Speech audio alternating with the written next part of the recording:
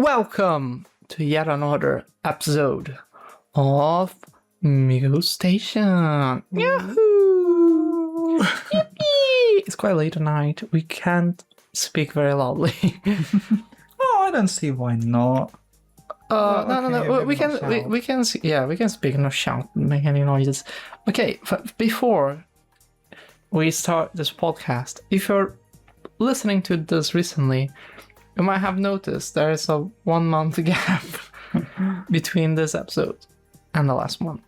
Probably more than a month. No, it was like a month ago. This is what I said on the I think YouTube the channel. last one we tried to record was a month ago.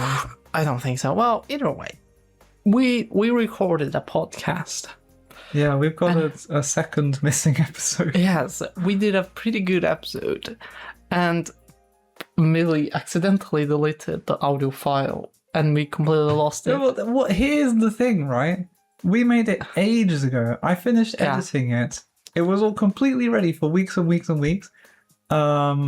And then, right as we were like, okay, we really need to do another podcast, and when we do, we need to upload the last one because we keep forgetting. And we can put it back. And the day we were gonna upload, you deleted 5 minutes before. It wasn't 5 minutes before. I think it was the day before or something, or maybe that morning. I can't remember, but it's I just happened to delete the file, and I was so sure it was something else. Oh, fuck.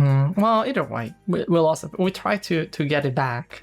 To be honest, I think I saw the file and I went, "This is so long ago. It can't have been from our podcast." Oh Lord! It must have been an older episode. Yeah, well, which means we are so sorry for the couple last months. And I know we have been promising this over and over again, but we promise you we're gonna make this frequent again because it's something we really enjoy doing. Either way, I think there's nothing much. I was gonna say about how we keep going on a lot of walks recently, and we talk so much. We're like, damn, if only we could harness this. We need, if we only made a channel to do those talks. Yeah. Oh, we get on good conversations on the walk. I swear it's just something about walking with someone. You just can't stop shutting your mouth up. Yeah, that's the opposite of what I wanted to say. Anyway, and I get it. I get you. It's you just can't shut up, right? Yes, exactly. I was gonna say about this. We have been going on 1 hour long walks, 1 hour and a half, right? Mm-hmm. And we thought this idea of putting a cappella microphones. Yeah, exactly. A lapel microphone. Oh, lapel. Sorry, I fucked this up twice already. Of lapel microphone. Maybe one day we'll do it. It's probably gonna be an experiment.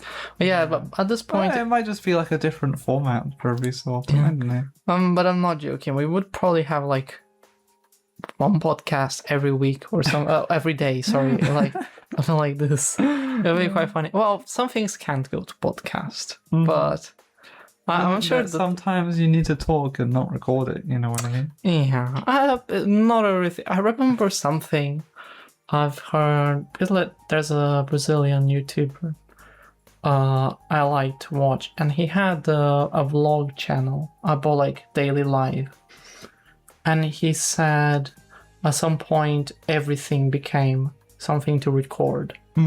And this is where the channel is the real life stopped being the real life moment and became just another time to monetize, time to get money out. Yeah. It's not he wasn't enjoying doing that, but it became something that's oh, we are gonna go to eat some lunch on McDonald's or something like this. And he would be recording, and he said I don't need this money. It's I have way too much money. I don't need more content. I don't need this much. So they stopped doing it. I feel I don't have that mindset. So I just find having to record things, set it up to record, is a bit of a pain in the ass. You know? Oh, I mean, he probably had full equipment ready already anyways. Yeah. And he was good enough so he could pay editors to do his job. So I'm pretty sure he doesn't do his editing. But either way, it's just we should do that.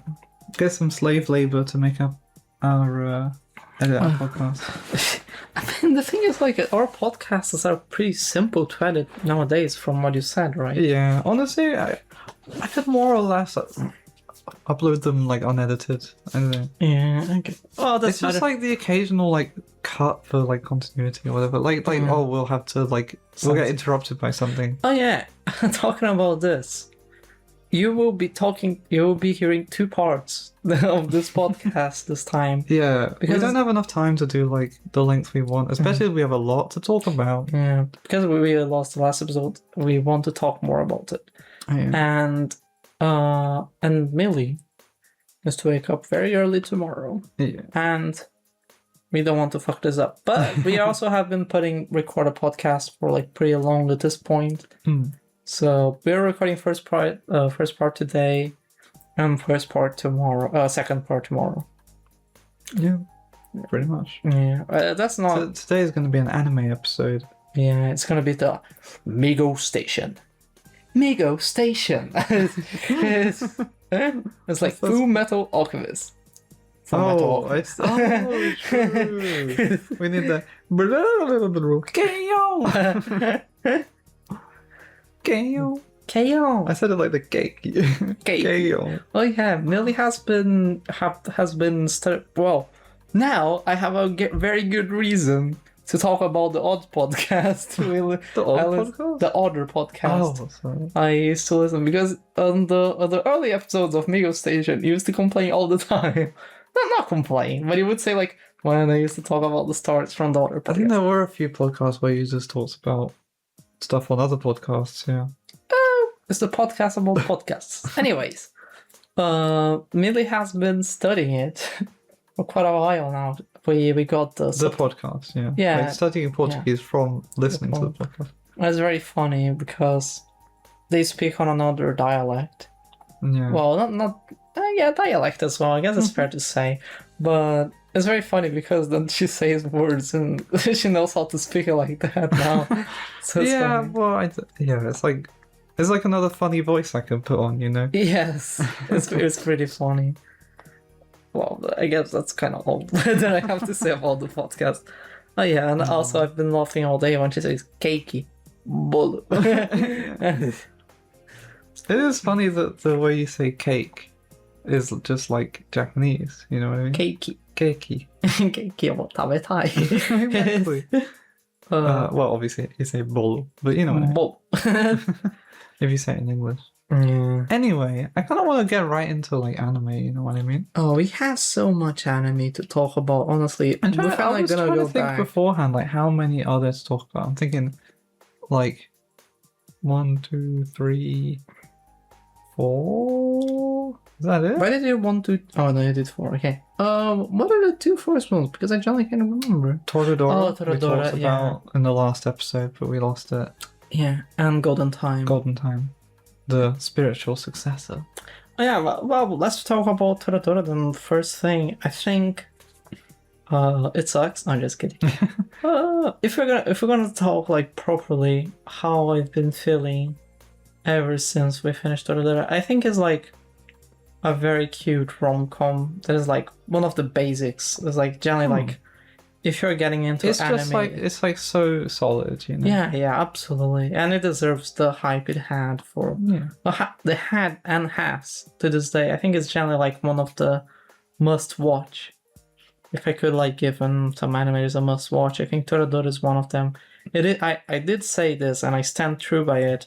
This is the thing that popularized tsundere, like the concept, for sure, for a lot of people. At least in the West. I feel like I have deja vu about saying that.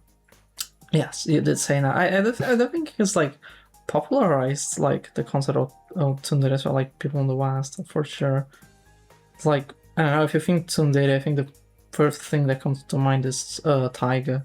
Yeah, absolutely. It's impossible to think of someone else. It's kind of like if you say, Gasai. yeah, exactly. You're reading my mind. If I say The quintessential yandere. Yeah, yandere. Well, I think aside of that, I think the ending. Well, obviously this episode is gonna have spoilers as well. I think the ending is kind of bullshitting. I don't really like it. Apparently, in the novel was different. Yeah, it was kind of interesting because the ending was one of the things I was like most anticipating going into it, because like maybe I remembered it the least out of everything. And it was not how I remembered it. I remember thinking that I really liked the ending of Toradora, but I didn't really remember. Well, here's the thing.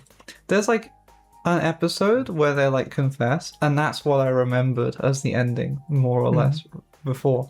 But then a bunch of other shit happens afterwards that was just so confusing and like completely rushed. I think it deserved more episodes. I think Toradora is a pretty big anime, but I think even at the ending, it deserved more episodes. Yeah, it just felt like they were sort of trying to force like some more adult topics into it. I don't know.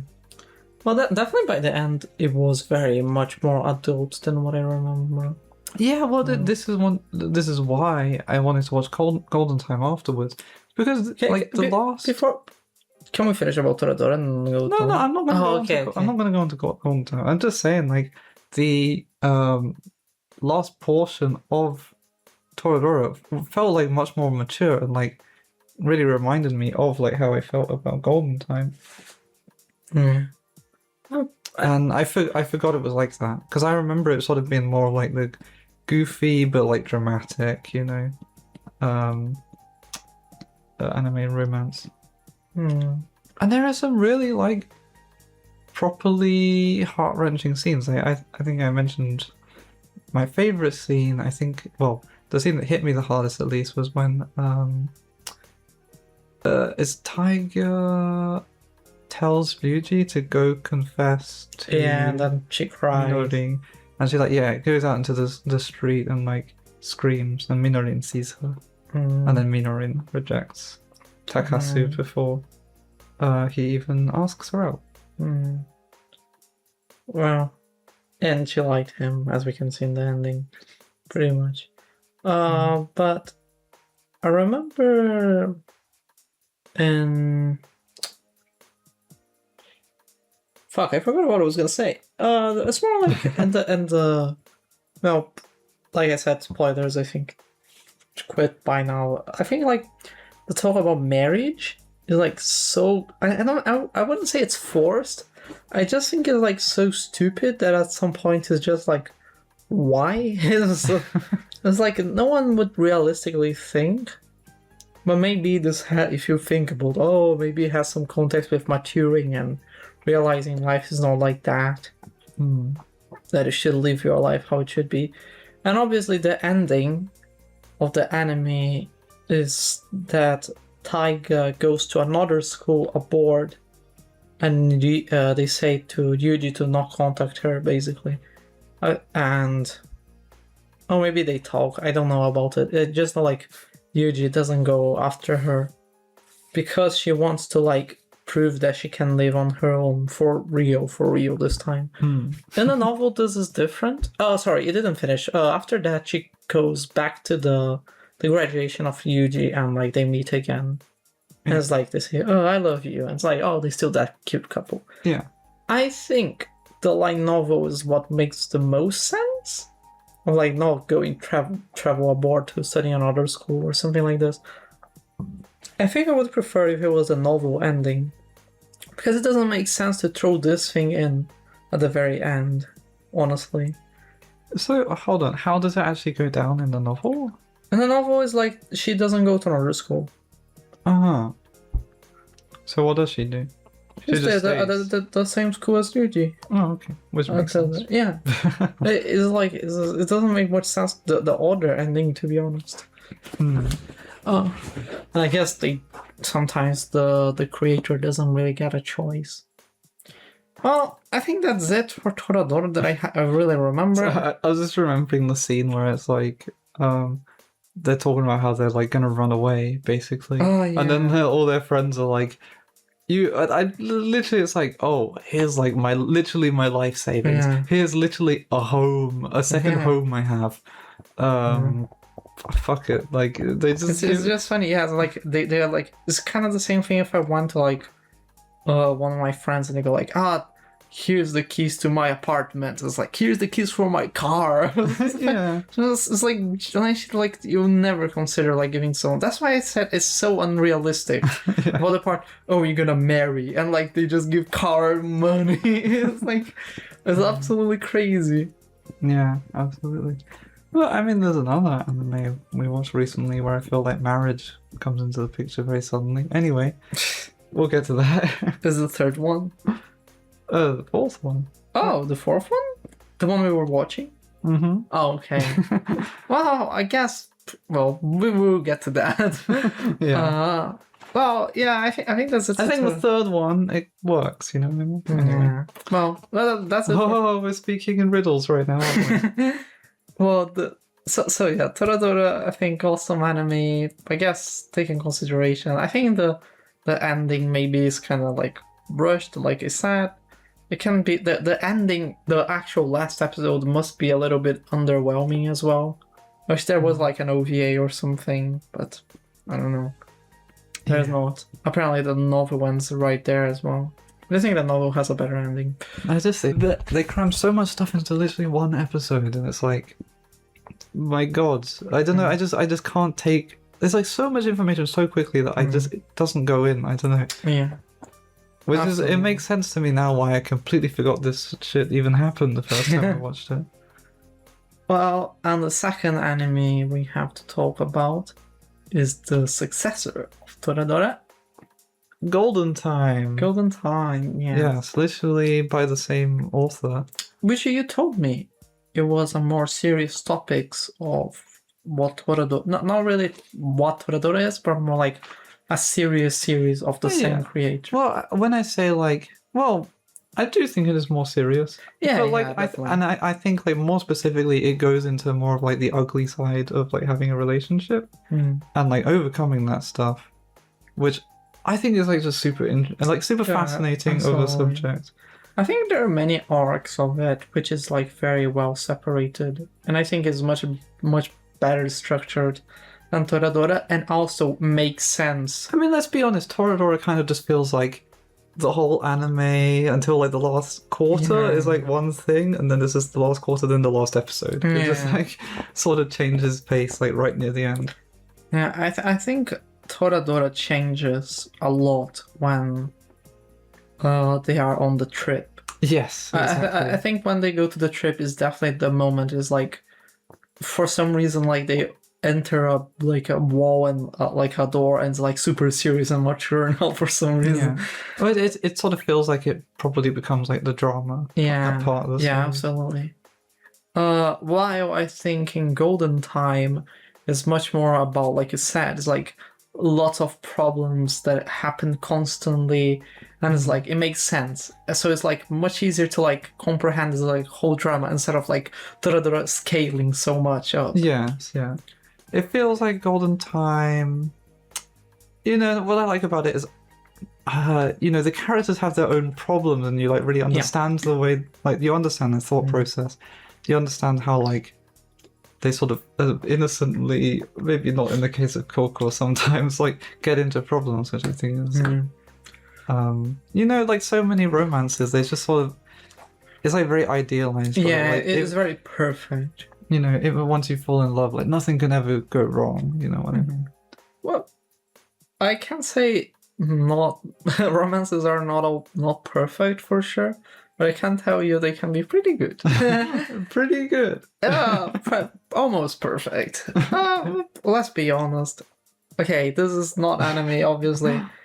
We do have our problems as well, but I can't say our relationship is perfect, obviously. I think I'm the happiest person ever in this relationship. Yeah. The thing is, like, I don't know, I feel like we have problems, like, I don't know how to put it. It's like, we never, like, get, like, angry at each other or anything like that. Yeah. Like, I always feel like, even when, like, things get hard sometimes, that we're, like, even through that, we're still like trying to do the best for each other. I feel very safe even when we have problems. Either way, this is not the therapy episode. Just saying, it's like you said, it's like things is like way too much perfect, and this is like oh, we fall in love, and it's like there's nothing wrong going on, and it's like it's very meh. Yeah, and especially like really like the main character is Tan of Memory, who's like basically just a guy with amnesia. That's basically his personality. He's kind of like a I think very good guy. I'm not gonna lie. I think he's the worst character of the whole anime. Yeah, it makes perfect sense. Like he is just very generic. His personality is basically just that like he does the right thing. You know what I mean? His character is that he has amnesia, and that's all. It's literally he has like two personalities. He can put up with abuse from his girlfriend. Yeah, exactly. Well.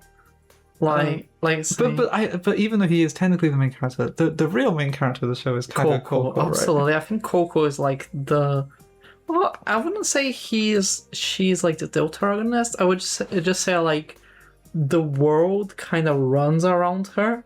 Yeah, kind of like on Haruhi, because like the you kind of know the protagonist of it is Kyon, but the world turns around Haruhi. Yes, literally. Yeah. And so the idea of Coco is like she is trying her best, but like she kind of has like some personality issues, you know what I mean? Yeah, she's very expressive. Let's put it that way, I guess.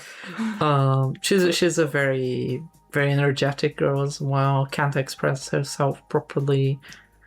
Well, it's a bunch of things that watching. Maybe she has trouble like understanding other people's feelings as well. Absolutely. Sometimes. Like especially when I think about I forget his name, but the guy she was dating originally, like she doesn't seem to understand that like. Well, they were never dating at first point. Well, yeah, I suppose she just sort of like obsessed over him and planned her whole life around him. Yeah. Yeah, and that's exactly what she didn't understand, right? It's like the guy was saying, I don't want to be in a relationship with you. And she was like, I have mathematical proof. We are like the best couple. She's like, I'm doing all the perfect things. Like, you still like me, right? Yeah. And she like can't understand this. Why is this happening? But yeah, sorry, going back to this topic, I just think like the main character is so boring. It's like because we talked this through. To be fair, he literally forgot everything. Yeah. Okay. But let me go to a better. Yeah. I mean, on a meta level, I think a main character with like amnesia is like a boring stereotype in general, right? I don't think it is a stereotype. I think in this anime it makes a lot of sense, especially for like all the problems that they go through. I just think it's like it doesn't feel like he's a person. It feels like he's like the character with amnesia. Yeah. And I think like sometimes I think he's too good. So this was exactly what I was gonna say. He's perfect. He never really gets like too emotional or anything. He always like says the right thing like when things go wrong, which in a way is interesting. I don't know. I think it's just kind of annoying because like things get solved.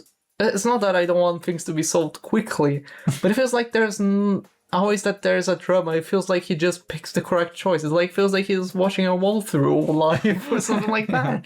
And it's just boring because like it's always the perfect thing. There's like no drama development. I feel like there's no like dilemma properly. Well, the last thing I think I have to say about him is just like I think about Golden Time is like I don't even know what to say properly. But no, I'm not gonna lie. This party is gonna be so boring. Sorry, people. I just think like it's an anime. It's pretty good.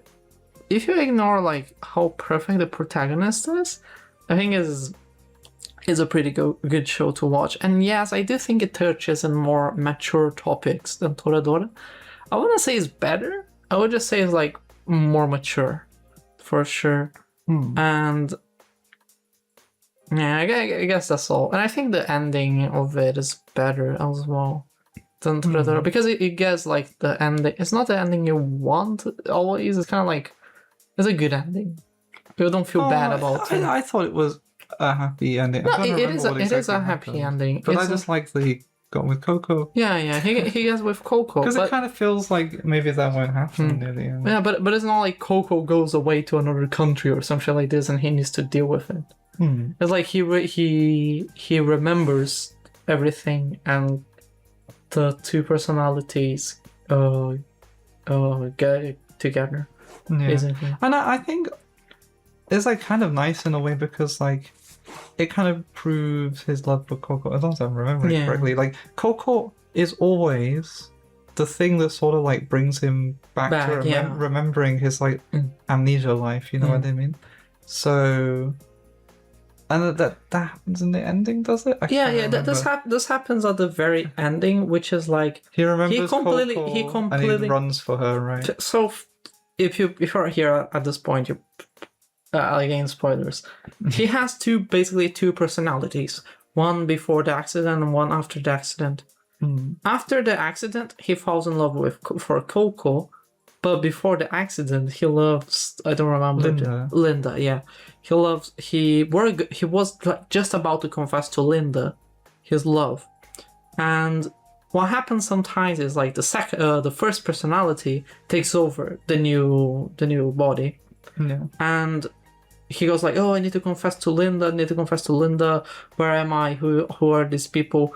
And when he hears the name Coco, when he thinks about who is Coco, he goes back to the second personality, which is the good one, basically, the new one. Yes. And what happens at the ending of the last arc is that he fully forgets everything about the new personality. Yeah. And he goes back to his old life. It's like he remembers everything from his past. And forgets everything about the new one. Exactly. Yeah. So he forgets he sort of like returned... Because at the beginning he's saying about how like he feels like he's not even real. Like his parents look at him, he's not the child they want to see. So in a way it's kind of like, oh, he finally came back to all of people, but then he also disappeared to all the new people he met, including Coco. And it felt like they sort of build it up. It feels like he's gonna permanently go back to his old way. Yeah. Well, and at the very end, it's like they say he sees Coco and goes like, oh, it's like you're from. You're like, oh, it's written on the text. You're like, this other friend that is not Coco. She goes like, yeah, it's me. Like they bring a CD, and she goes away, and he's like, oh, like. I know what is this because she put the mirror on, and then he goes back to his room to like put it together, and he sees the broken mirror that he broke, and he remembers everything, and then goes for Coco. Yes, and I remember as well because like when he got a ring before from his parents to give to Coco, and when he went back to his old personality, he sort of dropped it without even realizing he had it. But then, like later, when he runs to find Coco, like his ghost gives it to him, and I'm like, is this supposed to be some kind of like metaphorical representation? I think this must be either metaphorical or like just terrible storytelling, because like it's like he goes to the bridge where he got the accident. Yeah. I was like, he sees all his personalities and the one that was about to confess to Linda. And then Linda comes and says like, I love you too. And it's like, I can finally like go away now. And then he gives the ring. Oh no, Linda gives the ring. I think it was. No, was it? I thought it was the ghost. Okay, well, the ghost gives the ring then. It's whatever. And then he goes, it's like, how did Linda see the personalities and how did the ghost give them? Yes, that's true. I was going to say, we keep saying the ghost. The ghost is like the inner version of his like past personality throughout the story. It's actually kind of interesting. We didn't touch on the fact that like before like he's going back to his old personality, his ghost, his old self inside him is like expresses himself quite differently in that he like sort of tries to interfere, fuck up his life. Basically, he's like, I love Linda, and I'm so heartbroken that you are like falling in love with someone else.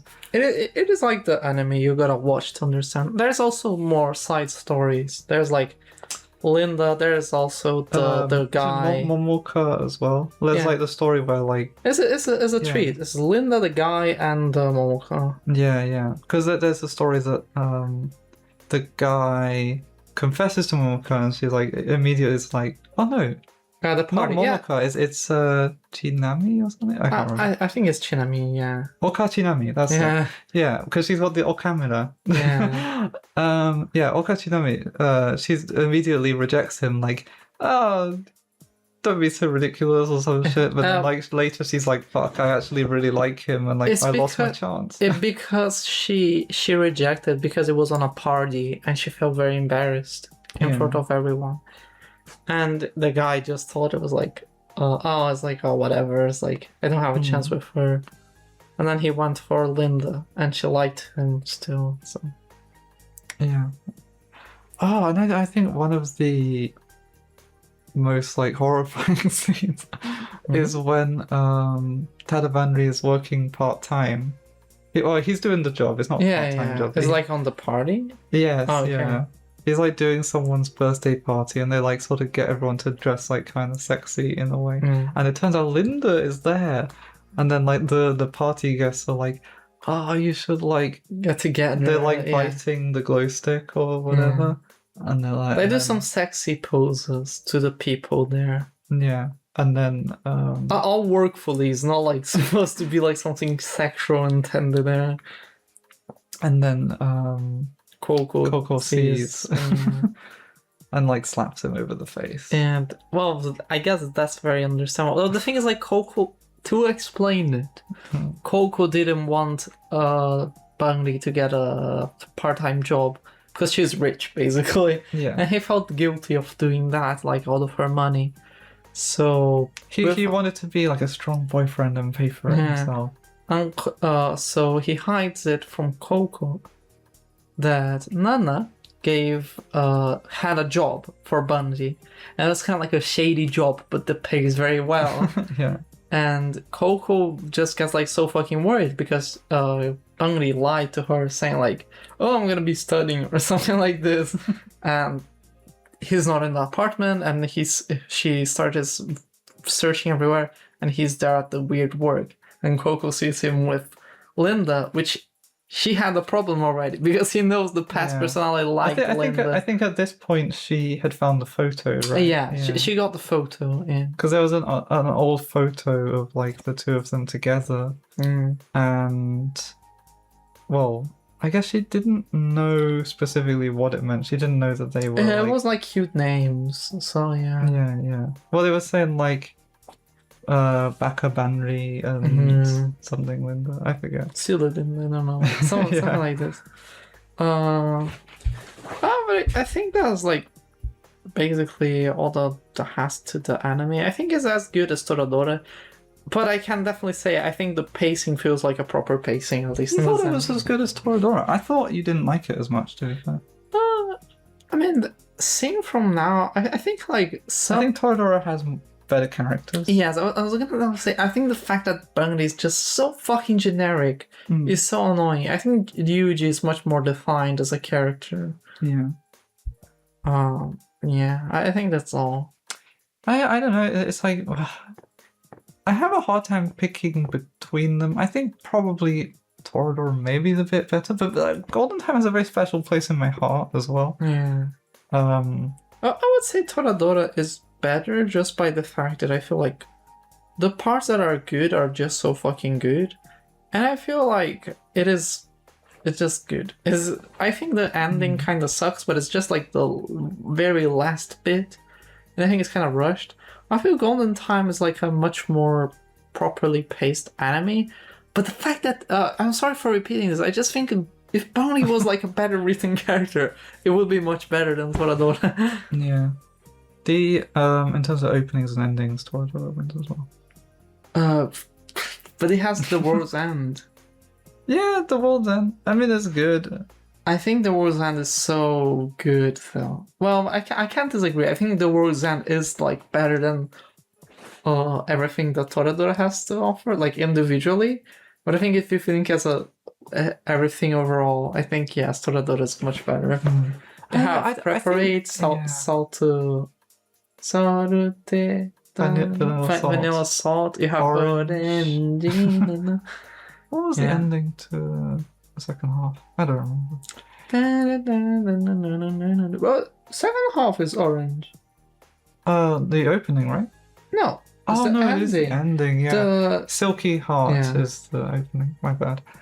I was gonna say, I think just like Toradora maybe was just as well blessed with like a nicer adaptation. I think the animation, the general quality is nicer in Toradora. Yeah, I was gonna say I think the overall quality of Toradora is better than Golden Time for sure. You never know if like, because of the characters in Toradora feel like very defined and everything as well. I wonder somehow like if part of that's just down to like good character designs, like good choice of like voice actors, stuff like that. I do think like in Golden Time, Kagako is like she's got a great voice actor, like great like design and everything. Like she has like clearly like a very nice iconic character. Just everyone else is more like I guess because it's more like serious, like everyone is a bit more like standard design. Yeah, I would say I think like I say the Okamura girl. I forgot the name. Okami? No. Chinami. Chinami, Oka yeah. Chinami. I think Chinami is a better character at some points. I think Linda is kind of like okay. And the guy as well is like they are okay characters, and Buddy is just like boring. I never liked Linda that much. Yeah, because she's like she's not as boring as Bunny, but she is kind of boring. It's like her whole lore is that she's like studies and she plays on the taiko band. I forgot the name, the festival club. Yes. Festival club. Who would go to a festival club? Well, I guess like everyone. Well, Coco, Linda, Bunny, the guy with the camera, and Chinami. Well, Chinami was in the other thing actually. The like the film club. Yeah. Oh my god. It spoke a lot about Golden Time. Yeah. I think it has more to complain than Toradora. Yeah, well, I guess Toradora is like much more one note for a lot of the story, you know what I mean? Yeah. I think Toradora is like, just watch Golden Time, same thing. I think I recommend it. I would say Toradora over Golden Time, for sure. Like, if you wanted to like do an abridged version of the series, like I feel like you could cut a bunch of like the first like 3/4 of Toradora. Yeah, Toradora is just basically, it's so very easy to do. It's like, you can say like, oh, it's like, they want to confess to like different people, but they're like, oh, we're gonna help each other, and basically she falls in love for Yuji. Yeah. And after this part where she falls in love with Yuji is where you can talk about shit. It's like this is all the story happens at the end. Well, you can say Yuji always helps Taiga.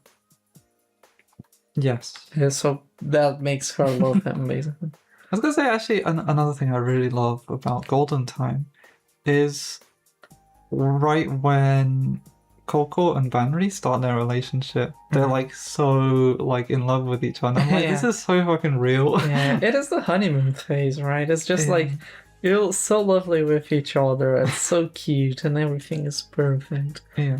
And it's very, very cute indeed. It does happens. It still happens super happy. Yeah. I keep doing this. This is so funny. Anyways, then talking about, we have been in quite a couple animes that I think is like has a same core, to be honest. Same core. Why do you say that? Because it feels like it's the same core, right? It's like one guy helps the other girl and they fall in love with him and basically develops on that. Yeah, I suppose. Which is the case of Oreimo. Oreimo. Ore no imoto ga konna ni kawaii wake ga nai. Yeah, so this is an anime I watched like... Ore no imoto ga konna ni kawaii wake ga nai. Full stop. Yeah. I watched this anime, like, I watched only the first season when I was 13 and 16, and now I watched everything. Yeah, in a way I feel like my preparation was the opposite. I watched the first season when I was very young. I think the second season I watched in like 2022 or something, like way later. The second season was so much more memorable to me. Yeah. Especially the second half for some reason. I think the second season brings more topics that are more rememberable. Yeah, well, I especially think like the end of the second half. Well, the second half of the second season. They get to a lot more serious, but they sort of like start tying up romances and stuff like that. And also they show every character in a better way on like expressing themselves too. Yeah. So yeah, I think like first season very funny, ha ha ha. It has a lot Very of cute. Yeah, it's very cute. She can be that cute. She is. Yeah, okay. But it's basically the whole lore is like, oh, he tries to help his sister, basically. Second season is like what you said. I think it gets on more serious topics and develop better the characters because we have a core idea of how the characters are. There's the manager of the club, there's the brother, there's the sister who's a weeby girl, but she needs to hide it. There's the more obscure anime girl, more the elitist. Yeah. And that's basically it. And they go on shit about this whole stuff. And then they show more about past, about desires, about what they want for a life on the second season. And obviously the whole reason for Oreimo is just watching the second season OVA.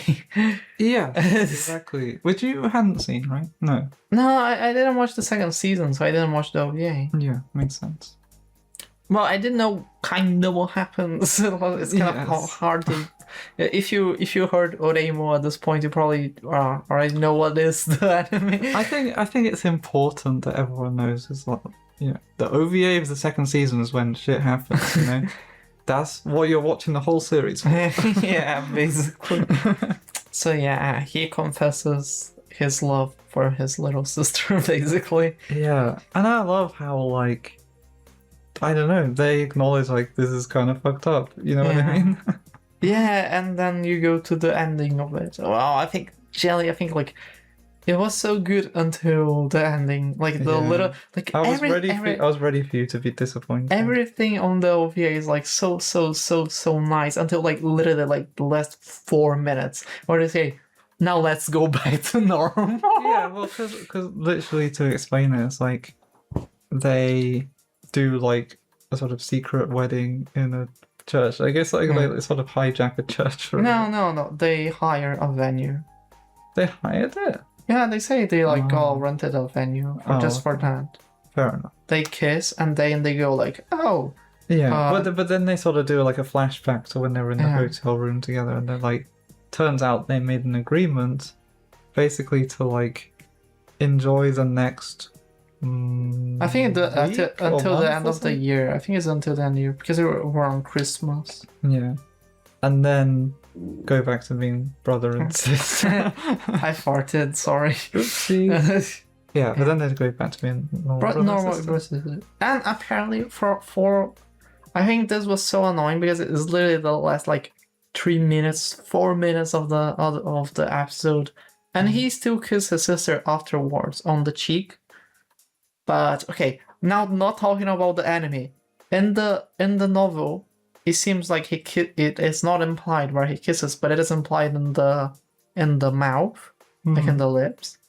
And also in Eromanga Sensei, it is like has a like kind of crossover saying that they are like married, living together, and Kirino treats him as her husband, basically.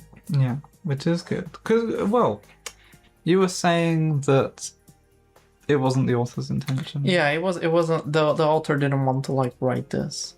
And there's no way they did. It just feels, like, so wrong. When you watch it, you're like, there's no way this is what... It generally feels like so out of place. And you're like, this definitely wasn't in the original plans. And they, like, had to, like...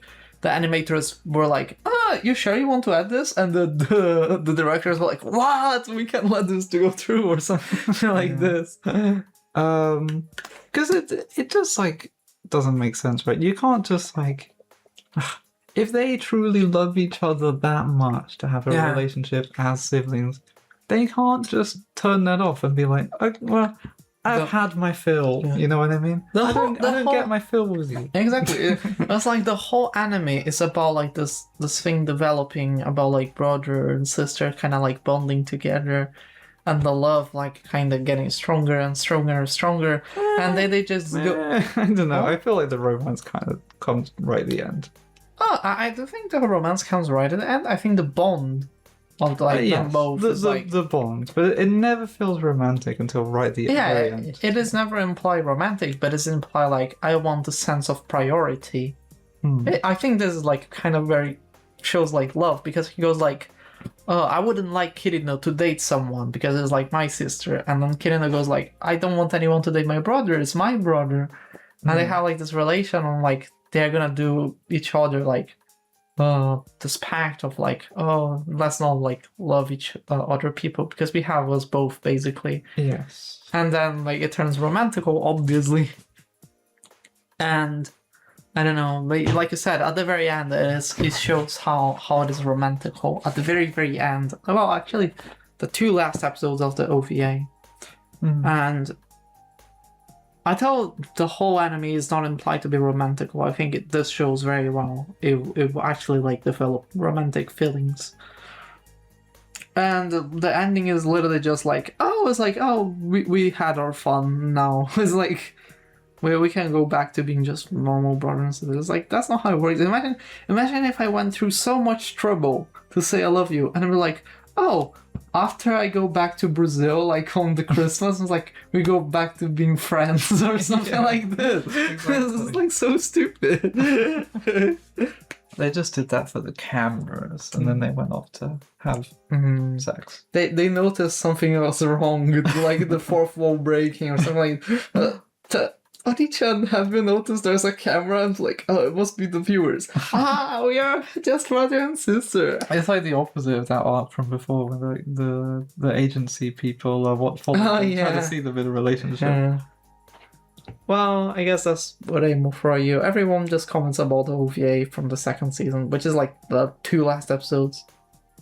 But it is like a very fun show about like anime culture and like being. Well, it's more about being a fan of a sort of a hobby that isn't viewed favorably in the public's eyes. I feel like I absolutely lived this life of like having to keep it not as more like to the side, something that I really loved.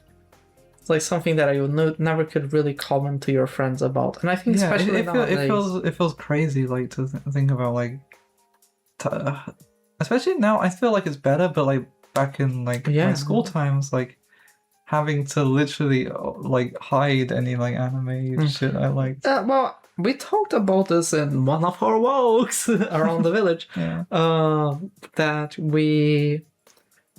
I feel like nowadays people think anime is more like okay, but I think it's still kind of like, if you say about Oremo, people go like, yeah, we're talking about Jujutsu Kaisen, not I want to date my sister about lolicon or something like this. It was actually funny because we kind of had an incident about this where I don't know, because there were people talking about Mushoku Tensei in a server. Oh yeah, absolutely. And then some people got a little rattled by talking about it because, like, I guess it touches on some controversial topics. But my feeling was, what the hell happened to the anime community? Like, we're judging each other for like watching like weird stuff now. Especially when it's like a show that isn't even that weird, right? Well, it is weird for like the target audience it has, I guess. So quickly, it's like, obviously if you were okay more with animes, you probably heard of Mushoku Tensei. It's basically like very grown man is like reborn as like in a new life in another world, like isekais. Well, the thing is, like, he does perverted things, and people go like, he's like super old or something like this. Well, like, because he's in a body of like a very young guy, basically. Seems like people don't really like that. And I don't know, my points aside, I think it's like it's like I think this is so ignorable at some points of the show. There's like it's generally like so much time. It's like it's generally this feels like the type of people who are like, oh, the anime is so good, but ignore the fan service, ignore the fan service. And I feel like this is something that goes on for a while. And my point is, if you don't like the fan service in the show, it's because you don't like the show. Yeah. It's so weird to me. I really think for Mushoku Tensei, it's just because like it has more of like the serious show vibe. You know? Yeah. It probably reaches to a further audience of like people who aren't really into like anime shit. Because like I don't know, when I was growing up with anime, there'd be a lot of shows that are like, this is cool, but I can never show this to anyone because like every show has the anime shit in it. Yeah. Where it's like some like fan service or like Absolutely. some lewd shit going the on. shit you show your friends is like Dragon Ball, Naruto. Even Naruto, I would say like definitely some people would be kind of very weirded out about some stuff. It's just like, sorry, but it's like this is literally anime culture on its core. If you get annoyed at that, I think like maybe you don't even enjoy anime that much. Yeah. But like, I don't know. People forget it's like a different thing than normal series and think that this is their space. And I felt so sad about it because the person was like, they were just like, oh, I didn't know Mushoku Tensei is like this controversial. I'm gonna stop talking about it. Yeah, they were like, oh, I feel bad that I've caused a fuss. I'm like, no, come on, I'm disappointed in my own people. Yeah, exactly. I mean, like what you like and dislike what you like. I don't know, it just feels weird, like, in the anime community to me. And I think it's very hypocritical to say that when it's a server about an anime that has a lot of controversial stuff as well. Yeah, there's like so much stuff in Haruhi that, like, you know, you just can't show. It's like, if you're trying to defend this, it's kind of like, you're kind of like going against your own anime you love, you know? It's just like, don't be surprised by the absurd. It's like not everything needs to be like vanilla. You know, I don't know how to explain. Yeah, it is funny because like, you know, Haruhi certainly has like forcing a certain character to do sexual things against her will. You know what I mean? It's like making literally like drunking her, making them do shit they don't want to do. For forcing people to touch her breasts. Yeah, exactly. She goes and touches her breasts. It's just chucking her in a lake. Yeah, this is just like very bad things. But yeah, this is like if you defend this, it's like you can't really defend the Rudius. Yeah, Rudius. That's the character name. Yeah. Either way, I think. Yeah, this is the thing, like, people think... Also, that's another thing I think people get weirded about incest overall, and anime especially. Yeah, I actually have, like, a memory of a very old conversation. I think it was possibly before I even watched Oremo. Or maybe I had watched the first season by this point. I can't remember. I think I hadn't even watched the first season. I remember having an argument with someone about it, because it's like... the Satan show or some shit like that, and they were said like, oh, moe is like actually a really like derogatory term, and I was like, the thing is, like, I was like young and like fairly new to the anime. I was like, is it? I mean, I don't really think it is. So I was arguing against it, but I thought maybe there's some shit I don't know. But like as I grew up, I'm like, that was some crazy nonsense. Well, and that's exactly why, going back to Reimu specifically, it shows that, like, well, in her case, it was a more extreme topics because they were playing, like, hentai games and shit like this. Yeah. And it's more obvious, like, that people is going to be like, this is not a very cool thing to have a habit of doing, you know? Yeah, especially if you're literally a 14-year-old girl. Yeah. But, like, it does show, like people there is, like, they kind of, like, it's either embrace yourself or kind of, like, live in the shadows, basically, because like people want to have normal, like, you know. Yeah, I think it's like it encourages healthy behavior, you know, like her brother, like, you know, encourages her to get friends and like doesn't judge her, like tries to stop her parents from like Yeah. being too controlling or whatever. I do think in specific they do make sense. It's like things like I know it's hard, but this is literally the shit that everyone will pick like the feet about. It's like, but she's like playing like hentai games. This is so weird. And like she loves her brother and stuff like this. That's weird. I think stop trying to pick it. It's like it's a game is much more to showcase that it's like this culture is like people see it as a very like bad thing, and her parents are very controlling as well. So it's like it's kind of live in secret. It is interesting because it feels in a way the anime is kind of saying like, why do we have these like taboos? You know what I mean? Yeah. It's like, who does it hurt like liking things like these?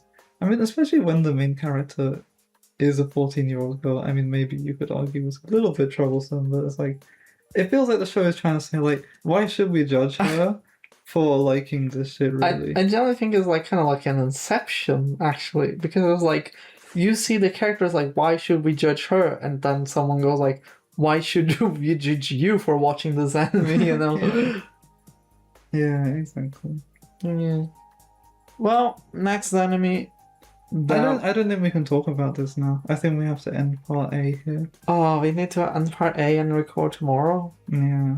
Fuck. Well, I'm having so much fun. I'm getting pretty tired though. What time is it? I can't see the clock. Oh no. Let me check the clock.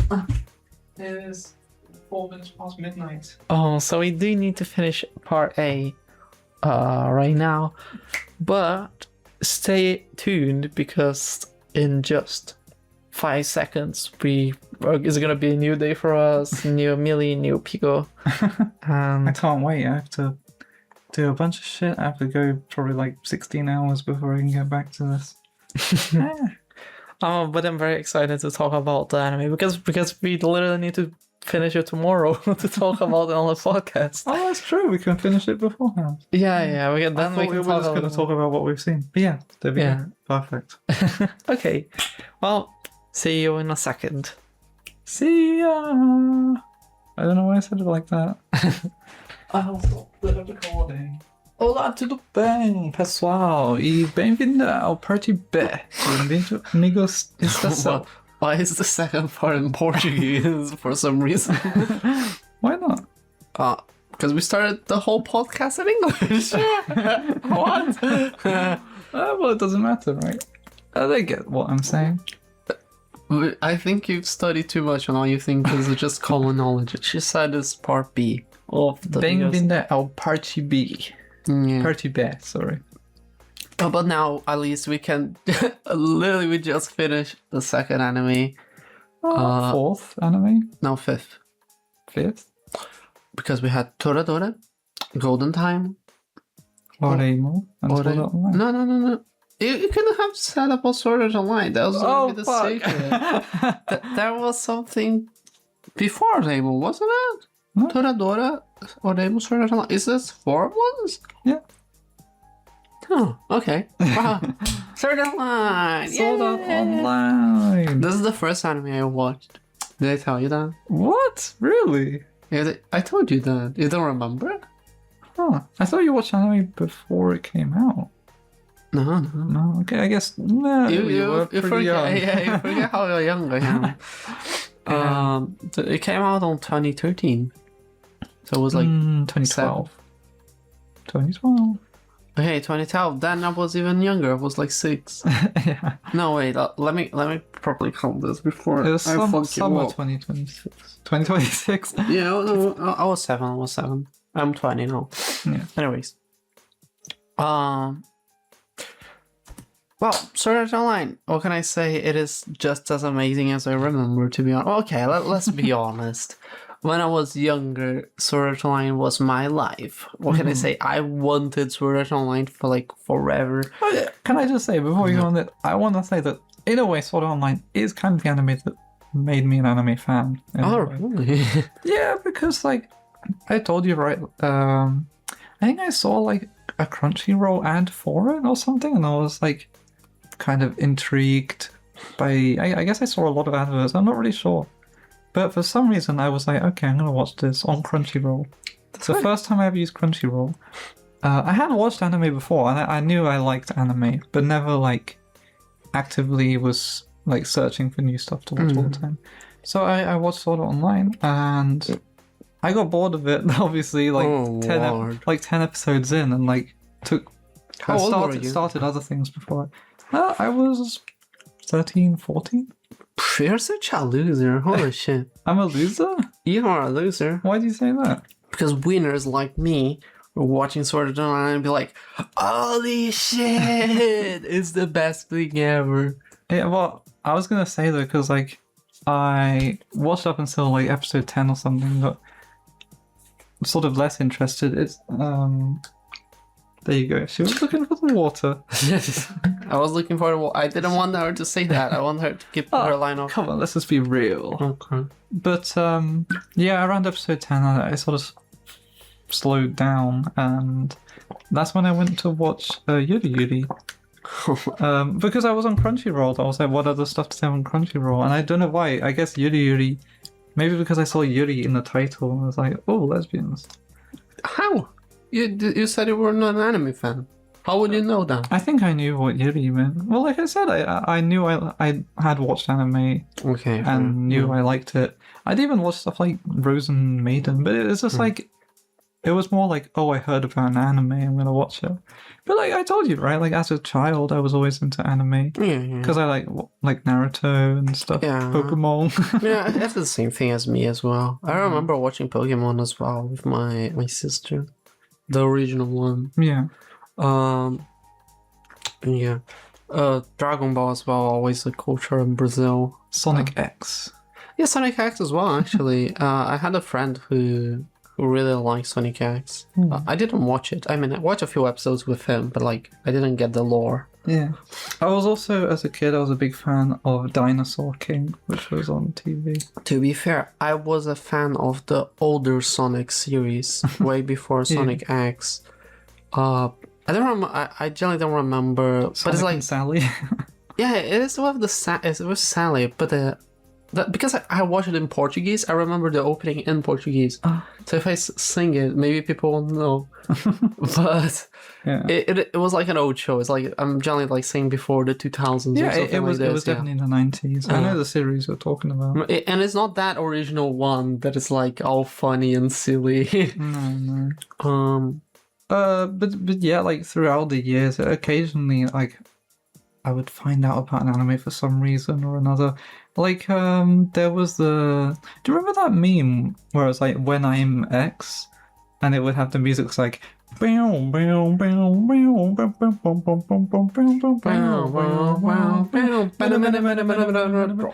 saw one that was when I'm Yoko, which is like one of the biggest ones, and it was Yoko from Gurren Lagann. So I started watching Gurren Lagann, and I saw a compilation of best moments from Umedia, and I was like, this anime makes me aroused. So I watched it as like a 12-year-old or something.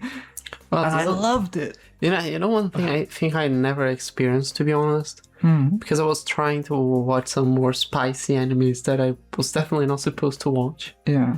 And I went for High School DxD, and I didn't get the anime at all. I thought like, oh, I just want Sword Art Online. I think it wasn't like that. I just was like, okay, she's beautiful, but like I don't really get much of it. Maybe if I watch nowadays, I would like it more than what I would do if I was younger, to be honest. I think it's an okay plot, actually.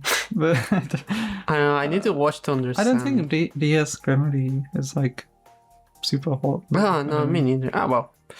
I don't think she's ugly. That's a taste thing. Yeah. She was a bit too like, I don't know, Dommy mummy vibe. Well, that's what they like, isn't it? Yeah, no. I'm not gonna shame anyone. Maybe that's why I didn't like it very much, to be honest. I think it was too normy, even for me. Yeah. But yeah, going back to Sword Art Online, it was the anime that like brought anime to my life, definitely. And I did. So I'm assuming after Sword Art Online, you were like, I need to watch more anime. You know what I mean? I actually went to search more Sword Art Online. I don't remember if I found anything. I found like maybe the. Did you watch season 1 before season 2 was out? Yes. No. I think season 2 was out already on because Yeah, I 'cause was it watching was- on it was for Netflix, me. so It was for me yeah. as well. It was on Netflix. Yeah. Wow, And I watched it on my Wii. that's interesting. um, They had Netflix on the Wii. yeah, I used it so much, and it was the old logo. I remember using Did it you have so to much. watch in like 480p? I have no idea, to be honest. I think at the time I really didn't give a shit. Like a as well. SCART cable to connect to the monitor. I was 10. I didn't even have a PC. Yeah, fair enough. You used to do web browsing on the Wii as well, right? Yeah, I told you about that, right? Yeah. Well, not like I did many web browsers, but I used the Opera on the Wii. Yeah. Yeah. Well, so what I have to say is, I thought it had more plot on Aincrad than what I remember, because I generally thought like it would have more stuff. It didn't have, but I'm gonna be honest. When we got to the end of the first arc, I was like, "Fuck! They should have developed it more." But by the second, like the end of the whole series, I think I became to like it more, being like short the way it is, kind of. Interesting. I think I would like it to like be more prolonged as well, or like maybe more serious in some aspects, because like it feels like I said to you, I feel like many of the characters just didn't get much development, and it's kind of like all very, very quick, and it's like It's very episodic, really. yeah, exactly, and you can't really get like a feeling to it. You can't really. I think maybe what really gets you in the whole anime is like when Asuna dies in the first arc. That she dies, and then you get the like is a serious matter. Like everyone else is like the cats. I mean, she dies, but she doesn't die. Okay, but when Kirito thought she just died, right? And it was like, well, when you know that, you're like, it can't be true, right? But Yeah. maybe it is. And it is a very serious topic. But I think like for everyone else, maybe with Suguha as well, I think it was kind of rushed. It doesn't really get the feeling it was very well developed on her part. But Well, one of the things I think we mentioned is like, it's a game. Well, the whole plot is you die in the game and you die in real life, and there's not a single character you're really attached to enough to care, like when they die. yeah, I think that's what I'm saying. I think Asuna is the only one character that you go like, that dies, and you're like, okay, this is serious shit. Even the girl on the Kirito clan was like, okay, for him it was very important, and you get it was important, but like you just go like, it was a character he met one day, basically, and that was all. So I think the development on Sword Art Online is pretty quick on everything. It's very episodic, like you said. But Yeah, I I mean, I kind of forgot because like episode 1 ends and then it's like 2 months later in episode 2. I actually wanted to talk a bit about my own personal expectations because I remember, like I said, I watched the first season when I was like 14 or something, and I found it like, and I enjoyed it up until about episode 10. I sort of lost interest, and then like as I got more into the anime community, I heard people saying like, "Oh, Sword Art Online's overrated. Sword Art Online sucks." yeah, And, and you start to hear that so much, and you're like, "Ah, fair enough, it sucks." But then, like as time passed, without watching it, especially like that the Aincrad arc, I started to think like, is it really that bad? Maybe I'm like underrating it. It's probably a fine show, people like it. The first episode I remember being really good. So I sort of started to think it's probably not as bad as I remember. So I then watched the progressive movies when they came out, and I thought it's probably going to be like pretty entertaining, to be honest. I watched it, and to be honest, the progressive movies I feel like were even more boring than the actual show. Now I watched it. progressive. Because I was searching after that. They really show very slow-pacedly, and is more like about Kirito and Asuna connection than Aincrad. Yes, exactly. But I was gonna say, so my expectations going into watching this was like, Sword Art Online is actually pretty boring. So maybe I was actually kind of pleasantly surprised by some parts. I went into episode 1 thinking it's going to be awesome, and I watch it, and every time I watch that first episode, I mean, it hasn't been many times, but I just think, like, about the expectations the viewer has watching this blind. And, like, it just seems like it's going to be so much more interesting. You're going to follow these characters, you're going to see them develop, you know, form bonds, you know, you're going to go through their story. And that's the one thing that Sword Art Online doesn't do. It just sort of jumps all over the place. Absolutely. There's... And then I remember just, like, after the first boss fight, you know, I instantly started just getting annoyed with Kirito's behavior. I don't know. But there were, like I said, there were some good moments, particularly the episode where he met the blacksmith girl and she sort of had a crush on him. I really like that episode. It's like, once again, it's very episodic, but it's a very nice episodic story, I think, and the emotions of the girl when she realizes that it's not really her love story. Yeah, she's not the protagonist. Yeah, exactly. So, for my opinion, obviously I didn't think it was gonna be the incredible thing I saw as a child. I think I had this very well defined on my head. Because when you're younger, you're like, have this vibe of, especially being my first anime, Swords Online, everything. Like, for me, it would be obviously the amazing show ever. But like I said, I was pleasantly surprised because I also grew up on the anime community that always bashed on Sword Art Online, saying, oh, it's shit, it's crap. It's like, oh, Sword Art Online fans are like normies, cringe. It's like, oh, it's not even that good of a show. You can watch much more better stuff. And I was like, maybe it's good. I need to watch it. It's the show of my childhood. Even if I don't like it as much, I think it has such a big meaning to me.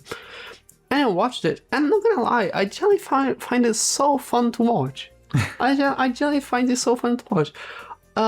Millie was saying all the time, like, doing, like, obviously, like, some plot that, like, just doesn't make a lot of sense. But I think maybe Sword Art Online is the type of show that it just kind of shut your brain. Switch your brain off. Yeah, basically. But the thing is, like, if you do this, the show becomes much more fun if you try to find any reason to it, you know? But the thing is, like, I hear people say this argument. It's like, oh, just turn your brain off. Like, oh, you don't want to enjoy it. You're not putting yourself in the right mindset. I genuinely think as I get older, I just can't turn that off. Like, no matter what, even in shows I like, I'll be like, that shit doesn't make fucking sense. You know what I mean? I don't know. I think, like, I have this thing with Sword Art Online that I just want to enjoy it, and I do enjoy it. It's like, it's shit that is just like, you get hyped up, and Kirito is the badass, and they are a team, and he has a villain. It's like, it's what you said, like, the villain doesn't have any fucking stories. Like, the story of the villain is like he wants to be evil. That's all. Exactly. It's like Mr. Evil. But the thing is, like, especially in the second. Yeah, the first half is not even like he's bad. He even shows like he has his own like reasoning and shit like this. But I mean, he's like, why did you make her say oh? He's kind of like, I don't even remember at this point. Well, but isn't I just wanted to have this particular dream world imagined, and I wanted to be the king of it.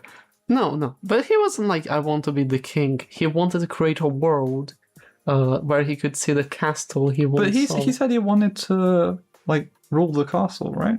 No, he wanted a world with his rules, and when he saw someone, because he wanted to create a world that defies the rules of the real world, and Kirito breaks the rules of the virtual world. That's why he was so pleasant surprised. I'm pretty sure there was a line in there about him wanting to be at the top of the castle. No, that was when it was the last battle, the 100th floor. No, but I mean specifically in that speech, like he talks about.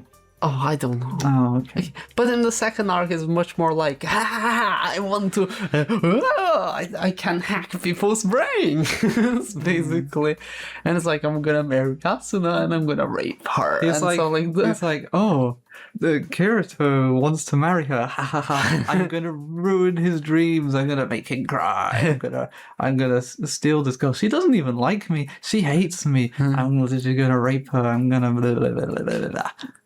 I'm gonna mind control people, as you said. I'm like, and I'm gonna start to mind control Asuna into liking me. It's like and he doesn't have any good reason. He's just like, I just want to be evil. But this is what I'm saying is like, if you try to think too much about like, this doesn't even make sense. It's like, it's what you said about like the whole logic. the show is like, why didn't he just do like this other thing? It's like, because it's like, he's Kirito and he wants to bash his sword on everyone, kills everyone. And I don't know, I don't know. I just think there's so much about it that it's contrived, and I just can't enjoy it. That shit. It is fair enough. I can't deny. But for me, I think it's like definitely a fun show. It has its hype moments. It has its story. I don't think it's a perfect show, like I said, but I think I was very pleased by it, to be honest. I was gonna say actually the like last episode of the Aincrad arc, I enjoyed way more than I expected to enjoy. But the second half of the show... is very declineful. I just didn't enjoy it. I don't know, I couldn't get interested in the story. Well, I don't know. The story is like he needs to finish what he did, right? Mm-hmm. And I think that's okay. I think that's a good enough reason. Then, I don't know, I think it's a very well like start to finish story. I think weirdly it's a lot more entertaining than the first half, but it's also like the plot is so boring. I don't know. Yeah, I mean, it feels like there's a much better like pacing to the second half. I think everything on Sword Art Online it has like a very like shallow. Not shallow, right? It's like a shallow level. Huh? Yeah, shallow. It depends what you're trying to say. Yeah, like a shallow level of like story. It's kind of like everything is like kind of like it's not very well developed. It's kind of just like thrown in. It's like you don't have much feelings about it. It's kind of just like, oh, it's because of this. It's kind of like, okay, I get it. It's literally the same what I said about like Kirito. Oh, the girl dies, and it's like, oh, for him it makes a lot of sense, but for me it's like one episode is like, okay, I get it. No. Yeah, and I especially think like watching the second half, like the Alfheim part, I just think the creator... You okay? Yeah. I was just reading. Don't worry, I just got distracted by reading the Twister box. Okay. That says the games that ties you up in knots. Okay, fair enough. I'm glad I'm that interesting. I'm sorry. I can't even remember what I was saying. About the second arc. So especially in the second arc. You don't even remember and you're complaining about it. I have ADHD, okay? I do too. That's why I'm reading the fucking Twister box. We can get mad at each other. Okay. So,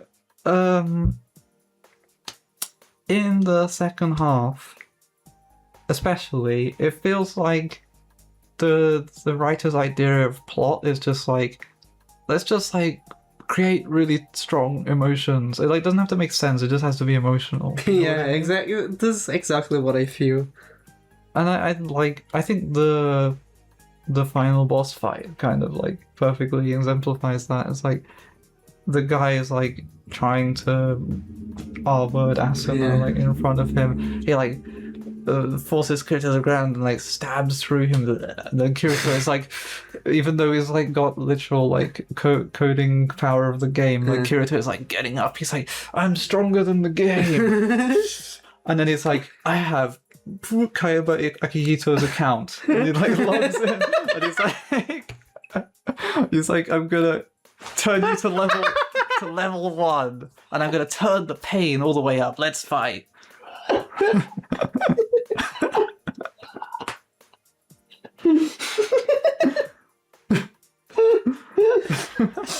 I wish we had the camera right now because no,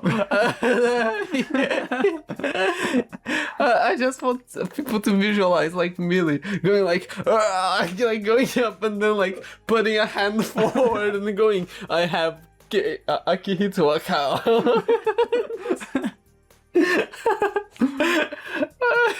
That's literally it. It makes no sense to me that Kirito, it doesn't make makes any no sense. that Yeah. Kirito can sign into Akihiko's account, because it's just like all he has to do is he says like log into her account, Heathcliff. He It's like, just there's says the ID. There's no password or anything. He just goes ID Heathcliff admin panel. But like by this logic, if you want to sign into Kirito's account, you just have to go ID Kirito, and then you're into his account. Which means the guy he was fighting also could have gone ID Heathcliff. Then it logs out Kirito. But no, I think it has to do with his consciousness being around there. Yeah. Not really. But then like, how was Kirito supposed to know that he could do that shit? no idea. See, this is what I'm saying. Don't question it. Just accept it. It's like he says ID Heathcliff. It's like, oh, Heathcliff is Akihiko from the other season, and you go like, oh, now he has all those powers. No, you're supposed to like, why does he have it? Because if you ask why, you're gonna be bored by it. You're gonna be annoyed. It's like, but to me, it's more entertaining to think about how silly it is.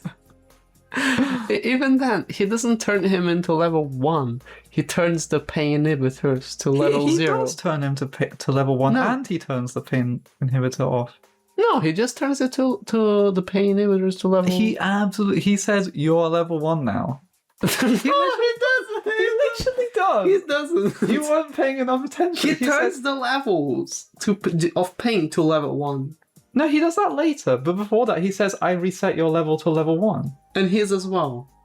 No, not Kirito's. No, just his. But that's just not fair. I don't think that Kirito would do that. That's why he destroys him so hard in the fight. I don't think Kirito would do that. But he literally...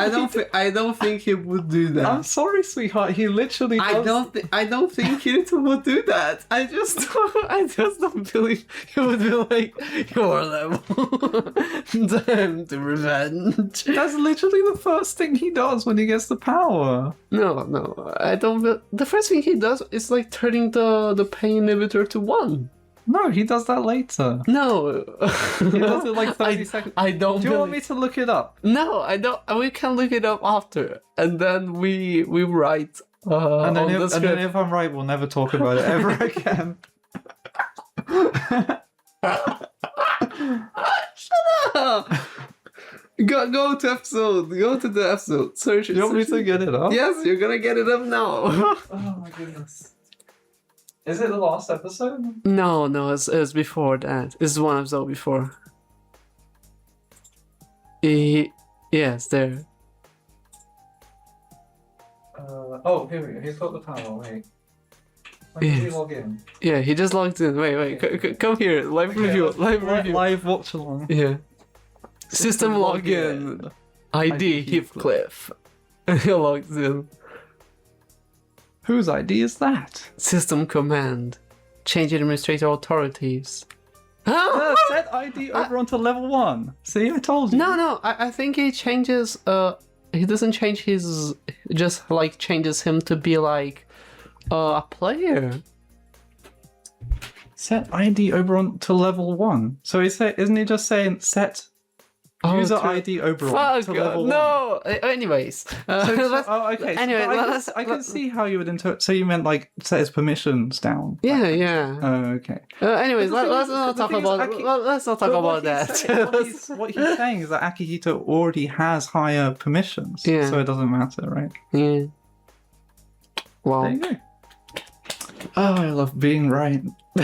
Oh, but that is so unfair for Kirito to do. It's like he's just like setting his power to But 1. that's why he owns him so hard, right? Well, but that's He like can't even fight back. Kirito just completely like. Oh, but I thought one-sidedly- Kirito was like just so powerful that he like killed him like so easily.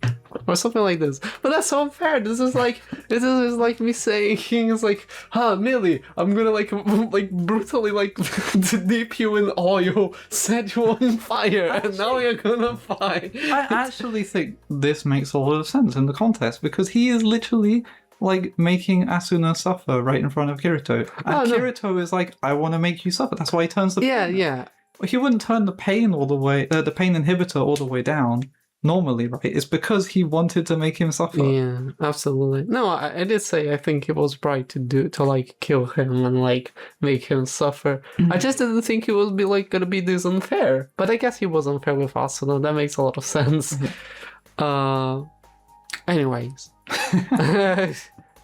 Well, 1 point to Millie. Congratulations. It's okay. There were points in the second half where you were telling me I wasn't paying enough attention, so...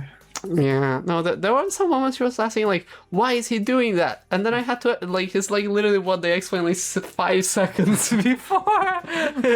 It's like, honestly, I just, like, could not get interested in the second half. Well, fair enough. Well, either way. Well, there's, I think, our review of Sword Art Online. It's a cool show.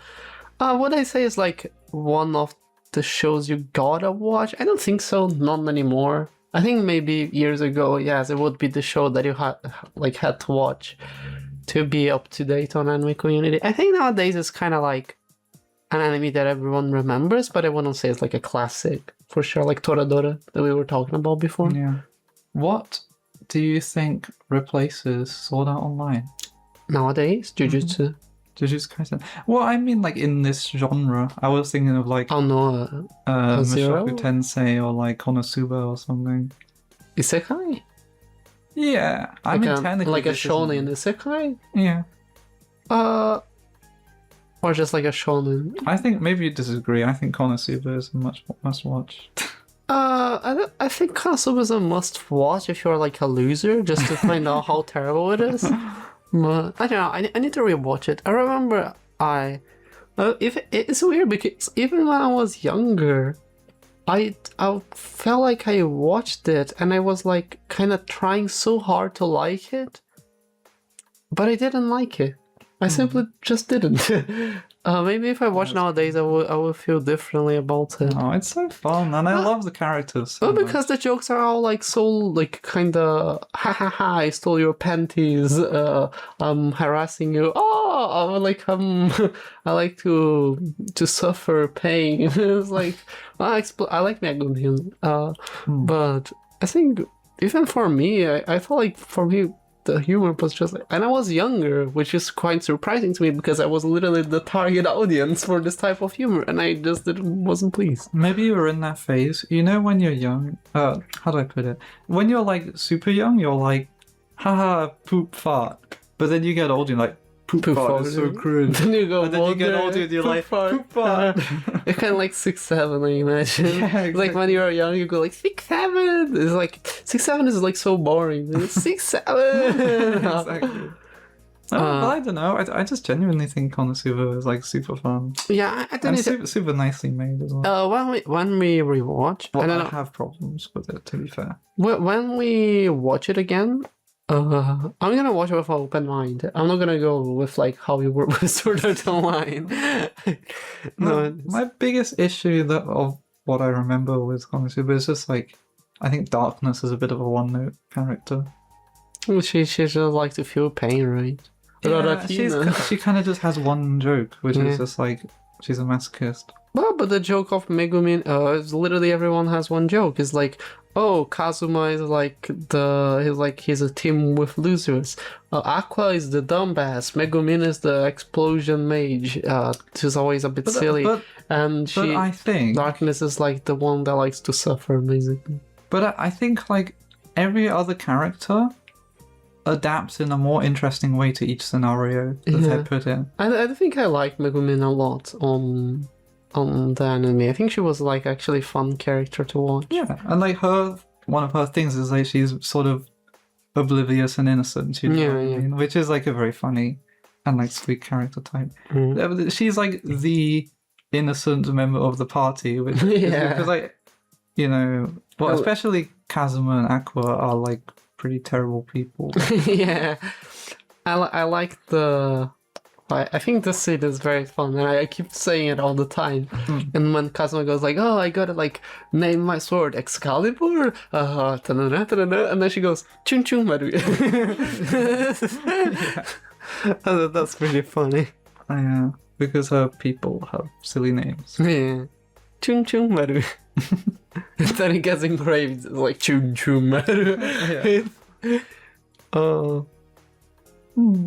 Well, I think that's it for the enemies. So let's say now I want a surprise game, but I think I kind of know where you're gonna place things. Surprise game. Okay. Yes.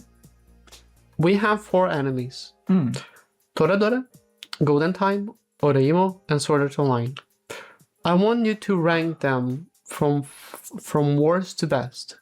Or best to worst. It doesn't matter. Okay, obviously Sword Art Online at the bottom, but the rest. I knew you were gonna say. I knew you were gonna say Sword Art Online at the bottom. Is actually so hard for me. It doesn't mean the enemies are bad. I just want you to like what you would like recommend first to someone asking. Well, in terms of recommendation. No recommendation. Just like what you would like. It's like you have those 4 enemies to rewatch, and you can just rewatch one of those 4 enemies. Which one is the first one you picked? It's like this time. So okay, that's a good way of putting it. Yeah. So, to me, maybe you'll be surprised with what I say. I think I would go Toradora third.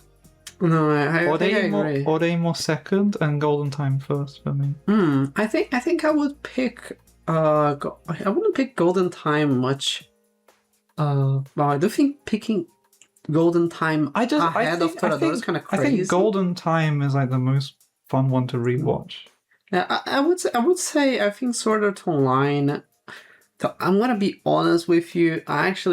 I did say a lot of good things about Golden Time, but I would have a bit of a trouble choosing between Sword Art Online and Golden Time. Sense. You have like fond nostalgia for it. I don't really have that shit with Sword Art Online. I'm gonna put Golden Time as the worst, Sword Art Online as third, then Toradora second, and Oreimo first. I think Oreimo is more fun overall than what Toradora is. Because like I think if you just consider like the last OVA is just like a very fun anime from beginning to end about like just being weird otaku culture and stuff like this. I think Toradora is much more like, I don't know how to explain. I feel like it's just kind of like after it gets like to the last part, it kind of just derails a bit, and I don't really like it. I actually think like your question is very good. The whole like, which one would you most like to rewatch? For me, if you say rate them, I start to think about like, which do I think is like better or whatever. But if I go, which do I most want to rewatch? I think it cuts to like my true core belief. You know what I mean? It's like, what gets me most excited? I don't know. Yeah, I think there's a thing that lots of people kind of forget, because they try to say like, oh, I like this anime so much, or like I like this movie, I like this album, and I go, oh, but it's like a 7 a max. And I'm like, why do you need to like rate a 7 if like something you love? Like, because you know it's bad? Why is it bad? It's actually funny because I always say, if you look at someone's like Annie list or something, you don't look at like their 10s to find their favorites. You look at the anime they've rewatched the most. Because it's definitely true for me. The stuff I've rewatched the most. It would have been probably Oreimo, to be honest, or Ponyo, something like this. For me, it's Haruhi definitely that I've rewatched the most. Followed by like Death Note. Death Note, I think I watched like. I didn't finish it once. Then I finished the second time I watched, and then more recently I rewatched it. Well, I mean, I think I only watched it all the way to the end once, but I rewatched up until like. Yeah, I think I remember. Well, up until episode 26 or whatever it is. I remember very well when it gets like to the near part I just think it gets kind of meh. I just feel like when that thing happens, can we spoil death? Oh, every now When Elle dies, I feel like that's a cool ending. So I get kind of Yeah. satisfied at that point, and I'm like, I don't need to watch anymore. I think after Elle dies, kind of is what I said. I think it goes to Nier, and it's kind of like I kind of just feel like there's not really a goal because it's like that thing is like you always search for something. I think like when he kills Elle, I think that's like the perfect spot to end the anime. Like to end the anime ends like, I don't know. Maybe not everything needs to have a good ending, but well, then Nier gets him and whatever. Yeah. Either way, I think that's my rating for what I think. Alright, so like I was thinking, sorry, I was thinking like where I want to get. It's like people sometimes think too much about like other people's opinion when rating their own because they don't want to feel ashamed of what they put. That's what I'm saying. Is like if it's something you love, don't be ashamed to like put a 10 out of 10. If you enjoyed it so much that you love it, why would you say like, oh, it's a 6, it's a 7 on max? It's like something that is like special to you. It should have a high rating, right? Yeah. So I don't know. I think sometimes it's like hard to access like your true feelings, you know what I mean? Yeah, I would say like a Sword Art Online is definitely an 8 for me, and I'm not lying on that. I do know, but like I'm saying, if I take in consideration other people's like ratings, it is kind of like I said, it's kind of superficial. It's kind of like it's not very fun sometimes. It doesn't make a lot of sense, but it's something I like. It's something that I watch and I enjoy. I think I have it as like a 6.5 on my any list, and I think the average. if anything, rating I feel like that's a high rating. I feel like I enjoy it a bit. You know what I mean? The average rating of it is 70. So yeah, like literally just 70%.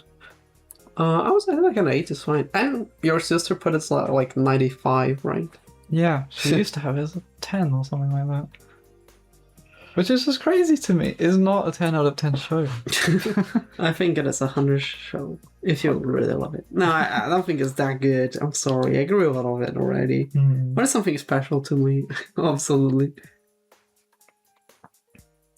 It is. In a way, it's like you want to go like, oh, why is it so popular? But then you're like, it makes sense. I genuinely feel like a lot of people, they see the first episode and they get like such expectations of what the show is going to be that it takes them a long time to realize the show is not good. You know what I mean? I think it's a different vibe because like is what I said is like swords and online. It's like you need 2 words to make it good. You know? It's like, oh, if you die in the game, you die in real life. It's like all this concept, oh, super cool. I think it's the same thing of Mirai Nikki. People watch it and they don't realize it's bad. Yeah, no, I completely agree with you. It's like, because like at the point, like, oh, everyone has a diary future and only one can become God. So it's kind of like fun. But then you realize that like it's not a very fun show or all. Well, I think this is kind of true for all the enemies that have always been hype. It's like if you judge it a little bit, it's like you're gonna see it's not very good. Outside of anime, oh, do you want to say something else about animes? Oh, outside of animes, we finally found the fucking PS3. Wow. Oh, this is one of the things I really wanted to talk about on the podcast as well. If you are finishing the anime section now, kind of, because I think we're kind of like leading to the end of the podcast as well. We're about like an hour and a half. Hour 35 minutes then. Yeah. So we finally found the PS3 after so much time longing for it. Yeah. And I'm so happy. we searched long and hard for it. Turned out to just be in a place we hadn't looked because I didn't really know it was a place. Yeah. It was on the garage, right? And your dad just said like, oh, look what it is. Found. Yeah. Oh, but you were so excited. Oh, she literally was like, oh, I have a surprise that my dad brought us. I was like, a surprise? And at first I thought like, he fixed your car. And I thought like we were going to go outside or something like that with the car already or some shit like that. She's like, no. It was like, let's go to the living room. And then we went. I was like, oh, close your eyes, look down. you can open now. And I opened, and there was the PS3, and I got so fucking, and like I literally could feel like my heart like starting to pound more and more. I was like, there's a PS3. She's been dreaming about a PS3 her whole life. Honestly, I remember my friends having a PS3, and I had the Wii, and I was like, fuck, I would love to have a PS3. And now I have a PS3. So what have we been doing with the PS3? We have been messing around with it mostly. I have been playing a little bit of Katamari. I started yesterday. But mostly I've been literally just like modding it. I added some Oremo teams because every time I think of Oremo, I think about PS3, like I told you.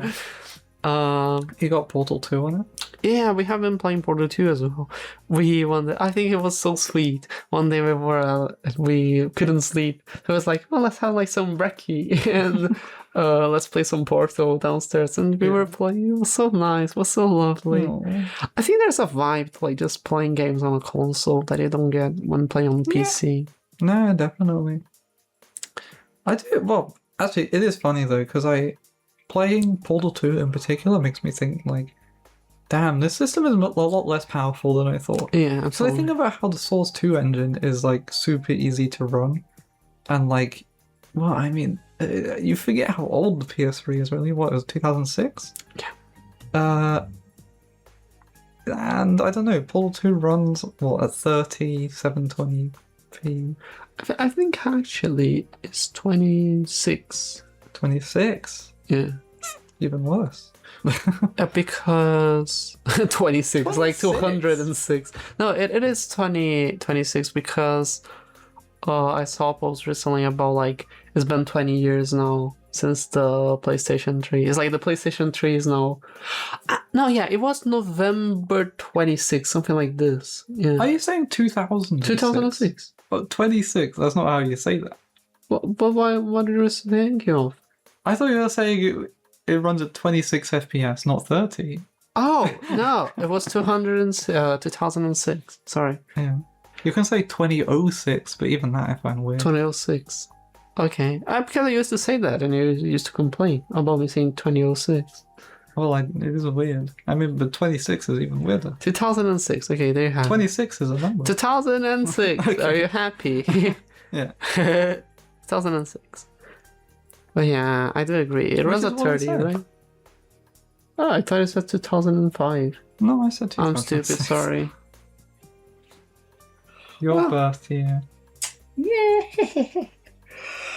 Correct to think is like as old as me. Mm, Would like be a friend of mine, basically. yeah. Is this like the equivalent of you like the Turing machine? Like, how is the NAS for you? I get it. Yes. What console came out closest to mine? It was probably like the PS2? Xbox. PS2. Yeah, probably. Xbox was later, I suppose. Yeah. When was like It was 6 months after the PS2. I'm not very good with the timescale, but like, what about like GameCube, Dreamcast, those kind of They things? are from the PS2 era as well. Mm-hmm. So you're not wrong. I don't know how the year. What I remember is Dreamcast released. That they released the PS2 and they said like we're not doing the Dreamcast anymore. And then they had 6 months until like the competitors kind of really launched their consoles. Yeah. PS2 is awesome. Because we were talking about consoles on the walk the other day, and I kept forgetting I wanted to talk about PS2. We can do a 'Cause- console podcast next time. Awesome. You're going to talk a lot more than I am. I don't think that's entirely true. It's like I guess we do talk about this shit on like walks and stuff. yeah. There's a few consoles I think the PS3 in specific is something that I have been like longing for a lot of time. But if I'm honest, it's like there's like even I think everything after the PS3, Xbox 360, Wii U era is not something that really got my attention. So Switch? well, the Switch got my attention. I bought the Switch and I played Toho games in it and a lot of Mario Kart 8 Deluxe. But aside of that, it's like nothing that I played really catched me. I played Breath of the Wild. I didn't get it. I played reading games in it. I play Groove Coaster. I mean, for me, the Switch was a console I played a lot of like normal indie games on, to be honest. But that I can use the PC for. No, but there is something about the Switch. I do find it like a super nice console, to be honest. There's one Because I love how you can just like press the power off, stop playing, and then if you want to keep going, you just power on. You go straight away. I do and you agree can with like that also. dock it. It's on the TV. You put in handheld. It's in handheld. I don't know. I just think it's like a super nice form factor. I fully agree with you. And since last Christmas, I modded it so we can use the computer on it. So if we need to play anything from the computer in bed, if we want. The thing is, like, even then, I started watching anime in bed. It's cool because we don't have like anything in the bed aside of like phones. And we don't have a laptop, so I brought the Switch and I just started watching it on the PC. Yeah. Well, on the Switch, that was linked to the PC. Yeah. And I play a little bit of Ultra Wilds that I need to complete. Need to keep playing that. Oh, that would be fun to talk about on the podcast next time. We were talking about maybe doing more streams again because we did the Chocoris stream once and never again. But we were planning on doing an Isaac stream because then we can just keep talking. A what stream? Isaac. Oh yes, absolutely, and we can take turns playing it. I think that'd be pretty cool. Well, I remember like there was a series I watched called Let's Drown Out, and they would do that kind of shit. Like they would play like a single player game, but like when they die, the other person takes over. well, that's like how it was multiplayer back then. You visit your friend and they were playing a game. It's like when they die, pass the controller. Yeah, I remember doing exactly the same thing. I remember doing that with my cousins playing GTA 5. Yeah. How about that? Then we would keep going to the airport and like trying to steal a plane or something. Then it's always like that friend he goes like, oh, like when I die, I pass the controller, but he's like super pro, and it takes like 1 hour, and then like you play it and you'll never play this game before, and you die in 5 minutes. Yeah. So like you gotta pass the controller now. It's like that shit. It's like, oh, one more video before bed. Yeah, one more video before bed, then it's like 5 hours 5 hours compilation. Yeah. I was gonna say 100 facts about Nintendo or something like this, but it's just this is the type of shit that you listen to sleep. Yeah. Don't underrate sleep, folks. I've been sleeping quite weirdly recently. Yesterday I merely had to wake up early. Well, today you had to wake up early, and I just couldn't sleep. Been having to wake up early a lot recently, to be honest. Yeah, I think I slept so much, and I ended up even napping a little bit. And I was like, I shouldn't have napped, but I napped. We didn't get much sleep at night, especially you, right? Yeah, then... This keeps happening. No, yesterday. Yesterday? Yesterday I had a bunch of sleep. Okay. And then, like, we tried to sleep, and I just couldn't. So I stayed downstairs, I did, like, some stuff on the projects we have. Then I went to go upstairs, kind of, like, hugged you, tried to fall asleep. Put some podcast, couldn't fall asleep, went downstairs again, ate some food, messed around a little bit more. I got to the bedroom and I fell asleep. And I woke up, I like had 2 hours of sleep because that's the time you woke up. And like when I got home. No, when you left home. Because I said like I gave you a hug. Sorry, I see. And everything. Yeah. I said good luck. Then you left the home. I went downstairs. I ate some your cereal that you didn't finish. Yeah. I want to actually. One of the reasons why I have been eating the oat bars is because there's no bread and there's no cereal anymore. So I actually wanted to eat more cereal, but there wasn't no cereal anymore. No, you threw the last. It. Yeah, exactly. Oh, I thought we had another box. I'm sorry. And then I went, I'm gonna go eat some bread then. Because I was feeling, I'm gonna eat cereal, there's no cereal. I want to eat bread, there wasn't bread. So I just well, I guess I will eat an oat bar then. There's more. Buy more bread. That would be nice, yeah. But we don't need to talk about groceries on migostation. I think it's cute. I think is. it's like a little reminder to the listeners of we'll be learning together. Today we will go on a walk and buy some Monster because it was the last day of her training, right? Yeah. It was gonna be so fun. And we are gonna also buy wine. Yes. Oh yeah, and let me tell you all, I've been cooking for Millie. I generally think I'm a very good cook. You've been doing a super good job. I'm very happy. And tonight, what are we gonna have? Burger. I'm bringing it. But I said you were gonna do it. I can do it. I can help. Oh, yeah, you've been cooking a lot recently. I'm kind of excited to cook again. Oh, cute. Yeah, I've been having lots of fun as well. I think I live not very. I didn't live a lifestyle. I cooked many different meals. Yeah. So I've been having to like learn how to use the British hob as well and shit like this. Well, I don't know. I don't know if this is really a typical example of a British hob, but I mean, it is certainly one. It's different in my home. Yeah. Well, just like everything. Induction is much easier. I'm not gonna lie. Like, it gets up to temperature so much quicker. It gets cooler so much quicker. Yeah, well, we use gas one like we talk. What talk about is like instantly. So, but it is kind of like a hazard if you think about it. No, but induction is like magic because it's not just that the element gets hot. Like the element doesn't get hot. It like directly heats the thing it's trying to heat like straight away. So I gotta say, I feel like for a while maybe I've been a bit of a control freak with the cooking. It's like you've been able to help out, but I've been sort of like taking charge maybe a little bit. So like.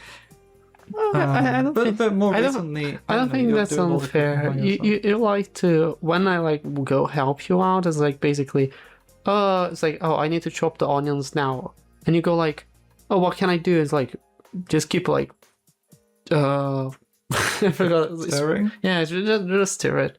So I'm gonna just keep stirring because like that's the second person activity. You're the main chef. Yeah. There's nothing much left. I like if you're using the cutting board, it's not like I can cut another thing or something like that. I can just keep steering. Then I did the dishes as well. In our future kitchen, we need 2 chopping boards. In our future kitchen, we need a bigger kitchen. Yeah. Also a place to put the groceries on, definitely as well. We have so many. I literally was like, I remember when we started doing groceries, and I was like, we can like just save up the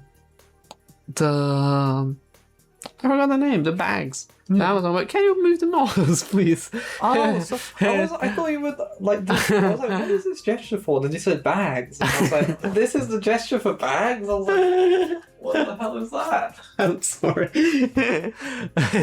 I was getting scared because we need to check the monitor.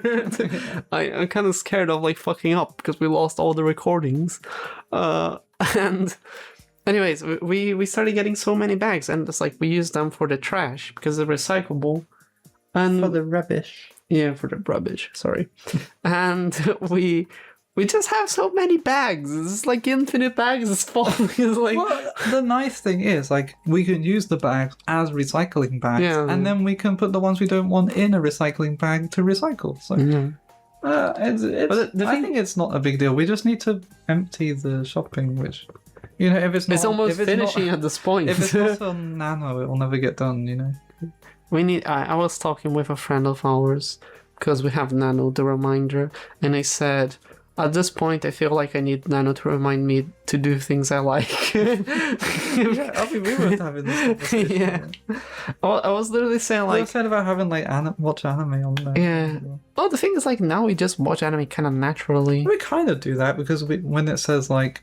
Have lunch, eat dinner. Yeah. We just go and watch anime. Yeah. Which we'll probably start another one tonight. You want to watch Full Metal Panic? So you don't want to continue Sword Art Online? I do, but it's up to you because it's another anime. I guess I would be more excited to start Full Metal Panic. Well, we can watch Full Metal Panic and then go back to Sword Art Online Part 2. Okay, that works for me. Perfect. Well, love you. I love you too. I think that's all for the podcast. It's kind of gonna be a big podcast this time. Yeah, but that's hype. Yeah, I think it's fair enough since we kind of lost. We have like been without a month without uploads basically, Yeah. and well, I think like finally we're kind of back on the topic of anime because we generally have been watching anime quite pretty much consistently. If we watch like at least 2 episodes per day, that's for sure. Yeah. And I think now that on the weekends we can probably watch even more. I mean, we have been watching 3 episodes. 2 episodes per day, but like, let's be honest, it's like pretty much always more than that. Yeah. No, I'm saying like we watch a minimum of 2 episodes because it's like lunch and dinner. Yeah, it would have to be a crazy day for it to just be 2 episodes. Yeah, it's kind of like we are very Not rushed. in the mood for anything or something. Mm. I don't know. I just think like about being on a rush or something. We're not enjoying the anime. Because like, if we're enjoying the anime, we'll watch 1 episode at lunch and we'll be like, oh, let's watch another. If you're not enjoying the anime, I would prefer much more to just quit or just speedrun it. Yeah. I don't think we've really watched anything we weren't enjoying though. I don't think we watch anything that is bad. But the thing is, for me, like, Is there like anime that I generally go and watch? I think the Shikimori isn't just a cutie. Well, this is an interesting point because, like, in terms of ratings, because for me, I'm like 5 is like I neither enjoyed nor unenjoyed this, disliked. Yeah. It's like if it's higher than 5 is like positive. If it's lower than 5 is negative. A show has to be really fucking bad for you to watch it and genuinely be like sad that you watched it. You know what I mean? We talked this on Shikimori is one of them though. Like that Shikimori. show just like made me sad. I watched a few Because it was episodes. that bad. I watched a few episodes and I just thought like there's nothing really interesting about this anime. Oh, I just hate all the characters. They're just if I watch that anime and I'm like, I never want to meet the writer of this because I bet they're just like a person I would not get along with. You know what I mean? Yeah, I get you. I just like to say, I think this is quoting like literally one of our first podcasts, first episode, sorry, of this podcast, which is saying we are in a point of like anime that is like you can't make a bad show.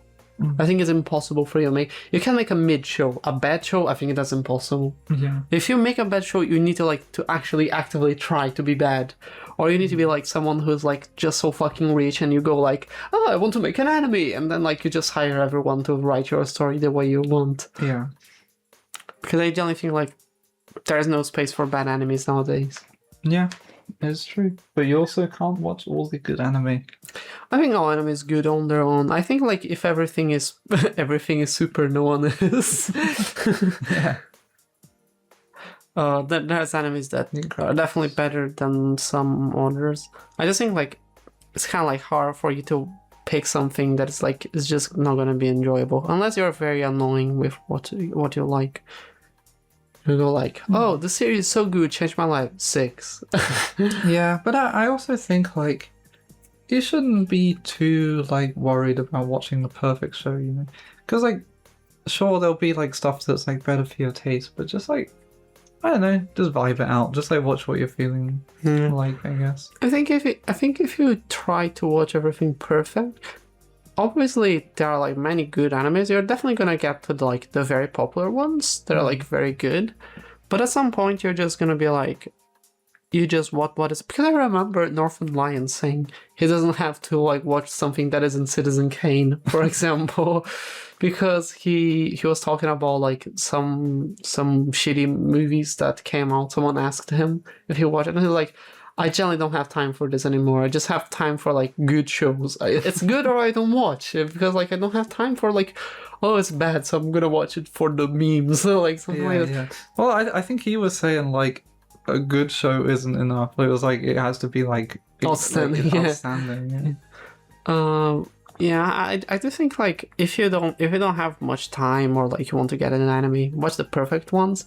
I just think like if you definitely are like in the anime era like recent years and you definitely like one anime of the season, you're gonna like it. It's like kind of impossible. I like one episode per week. You can get around that, honestly. I actually think like one thing I think the anime community should do more is rewatch shows, because I think like once you've been watching anime for a while, there's sort of like a feeling that you always need to be watching something new. But I don't think that's true. Like sometimes you need to relive those old shows you've seen. Like I don't know, see how your perspective has changed. Like I think it stopped a lot of this culture of like having like the greats, and people just care about what is the new shit. That's for sure. But I think this is not a different. I think there's a problem with. I hate to say this, but normies on the on the anime culture definitely is like a big change of this, because you can see like how conventions are much different. It's like shit that you used to like now is just like shit that is hype of the moment. yeah, it's true. I am thinking that I would kind of like to end this now. I see. Wait. I don't know which episode this is. 13, right? 13. Okay, episode 13. Unlucky for some. We won't promise you we're gonna bring more actively, but we promise we are trying. Yeah, I mean in general we're trying to get more on top of our like organization. Yeah, I think it's been working very well. I think if I can talk a little bit more, recently we found the system that works on our organization. I think I talked this on the last episode, and Yes. we just lost it. We have been finding organization to be easier with everything. And just like we have more free time overall. Yeah. So You know what? I actually think it made it a lot easier to record this podcast last night, knowing that we weren't going to do a full thing. We were just going to do like an hour. yeah, Because we only had so part much A and time. B. Yeah, Because we kind of kept putting off doing this one for a while. And I kind of just felt like, we don't have enough time for it, but let's just get let's it started. yeah. We need to be more. I'm sorry, I don't have this initiative so much, but we gotta be more like, if it says record podcast, it's kind of like we gotta record a podcast. Yeah, exactly. It's not like let's find inspiration for the podcast. Let's just go and do it. Well, either way, this is it for migostation episode 13. I am glad you have listened this so far. This is the end of side B and of the episode as well. And this was Pigo. And this was Millie. And thank you for watching migostation. Bye bye. Bye bye. Awesome. Yeah.